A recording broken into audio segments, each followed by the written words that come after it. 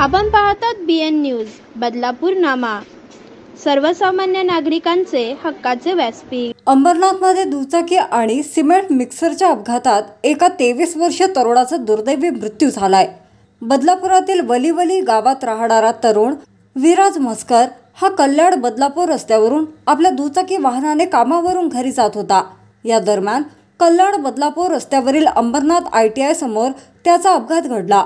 Cement mixer आणि दुचाकीच्या या अपघातात विराज म्हस्कर या तरुणाला जागेवरच आपला जीव गमवावा लागला।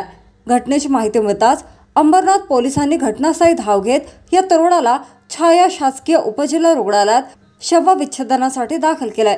या अपघातातील सिमेंट मिक्सर सध्या अंबरनाथ पोलिसांच्या ताब्यात आहे। पोलीस सध्या या घटनेचा पंचनामा करत असून तपास सुरू आहे।